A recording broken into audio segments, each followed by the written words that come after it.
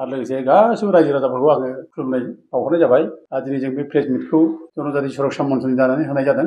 आंनि लोगो जोंनि क'क्राझार डाइटनि रिटायार्ड प्रिन्सिपाल बिरेन्द्र कुमार बसुमतारी बिथां आरो लोगोसे आंनि दादा भुमिधर दैमारि बिथाङा माबायाव मावोमोन बिआरपिएलआव, दा बिथाङाबो रिटायार्ड जाबाय। दा दिनै जोबोद मोजां खबर रायजोफोर जे नबसरनिया नमिनेसन साबमिट खालामबावदोंमोन नैबे नाम्बार 1 क'क्राझार एसटि लकसभा समस्टिनिफ्राय बिजाथि हिसाबै। दा बियो एबार माने बर' कसार हिसाबै बे नमिनेसनखौ होआखैमोन, बे राभा होननानैसो गावनि कास्ट सार्टिफिकेटखौ लानानै नमिनेसनखौ होनाय जादोंमोन।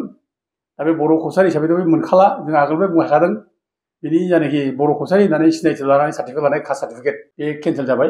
बेजों बे कन्टेस्ट खालामनो हाया, बेखौ जेराव बाहायनो हालिया, बेखौ अनारेबल माने हाइकर्टआनो माने मोनसे बिसारनि गेजेरजों दानना होखानाय जादों आरो बेखौ आसाम सरकारनिफ्राय बिनि सार्टिफिकेटखौ केन्सेल खालामनाय जादों। दा बे हिसाबै बे दारायनो हाला जेरावबो, बेखौ जों बुंबाय थानाय जादोंमोन। खिन्थु बे दारायगोन होनबाय थायो, आंखौ जेबो खालामनो हाया होननानै दुथां भाबै बुंबाय थायो।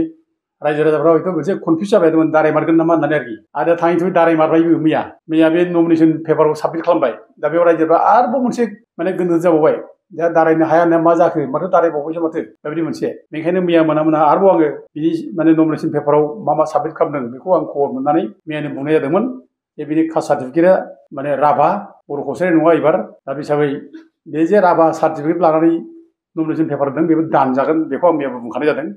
मानोना सासे मानसिया डाबल परिचयजों खुनु कास्ट सार्टिफिकेट मोना। नोंनि जाथिया जुदि राभाब्ला नों राभा जानानै आगोलावनो नोङो कास्ट सार्टिफिकेट लानांगौमोन आरो नोङो बेजोंनो नोङो एमपिखौ दारायनांगौमोन। आरो नों जुदि बर' कसारिथारब्ला नोङो बर' कसारि हिसाबैनो नोङो कास्ट सार्टिफिकेट लानांगौमोन आरो बेजोंनो नों एमपिखौ माने कन्टेस्ट खालामनांगौमोन। दा नोङो गेजेराव नोङो 10 बोसोर नोङो बर' कसारि नाम लानानै एमपि जाबाय, नोङो गावखौनो राभा नङाबो होनबाय, गावखौनो सर'नियाबो नङा होनबाय, बर' कसारिसो होनबाय। हाइकर्टआव नों अनेक जोंनि गोबाव केस सालायबाय। जोङो बेजों 2014निफ्रायनो 10 बोसोर जों बेजों जुजिदों। बेखौ माने जों बर' कसारि नङा होनदों, बे गावहा बर' कसारि होनदों, जों बेखौ सर'निया होनदों, बे बुंदों जों सर'निया नङा, बे बाथ्राखौ बे बुंनो हादों। दा खिन्थु फैयै दिनै गावनि बर' कसारि जायनाखि कास्ट सार्टिफिकेट बे दानजानायखाय दिनै मा जालायखो दानिया राभा होननानै बुंलायबाय आरोखि। दा राभायाबो ओरैबायदि बिनिया गावनियालायनो माने गाव स्कुलाव फरायनाय समाव गावहा राभा सार्टिफिकेट दंखायोमोन। बे सार्टिफिकेटखौ गाव बे समाव मोनस्लाबाखै। जेब्ला आलफानिफ्राय माने अभारग्राउन्डआव फैयो, अभारग्राउन्डआव फैनाय समाव बियो राभा सार्टिफिकेटखौ मोनस्लाबाखै, बेनिखायनो बे बर' कसारि नाम लानानै बे इलेक्सनाव कन्टेस्ट खालामदों। दा नोङो मोनसे गावनि जाथिया जुदि नोङो राभा खालामोब्ला नों मानो बर' कसारि होननानै सार्टिफिकेट लाब्रबखो? बेनो फ्रडखा, नों थगायसुला लाखा, नोङो माने बदमाइसखा आरोखि, महा बदमाइस। आरो नों जुदि बर' कसारि मोनब्ला दिनै बोरै राभा ओमफ्राय ओंखारलायखो? दा बिदि महा थगायसुला, महा बदमाइस, बे जिनिसा दिनै रोखा नुजाबाय। आरो बे जे रिटार्निं अफिसारखौ जे माने मिसलेट खालामदों, बे जे गुवार मोनसे एफिडेभिट होनानै थगायदों, बेनि सायाव रोखा प्रमान जाबाय।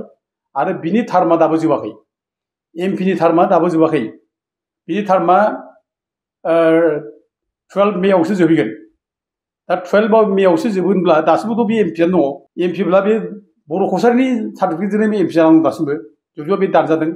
खिन्थु नों एमपि जोबस्लाब मोना, नोङो टार्मआ जोबस्लाब मोना, नों बबेनिफ्राय जोनोम जानायखो राभा होननानै? दा बेथ' बिराद गिदिर कुइसन बियो।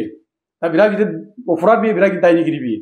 दा गथिखे बे इसोरा बेखौ हयथ' साजा होनो थाखाय लामा नायगासिनो दं।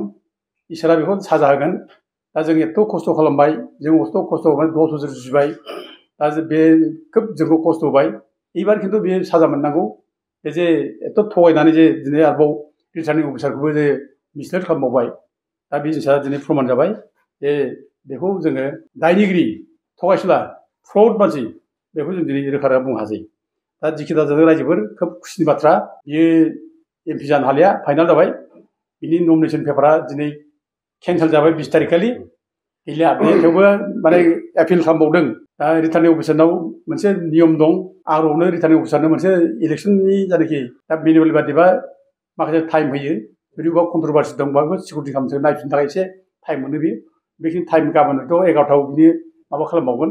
खिन्थु वान्स माबाया जुदि रिटार्निं अफिसारा केन्सेल खालामबायबा बे केन्सेलखा जाहैबाय, बे जालिया आरो बेखौ जों दा हमनो हासै आरो बेखौ बुंनो हासै।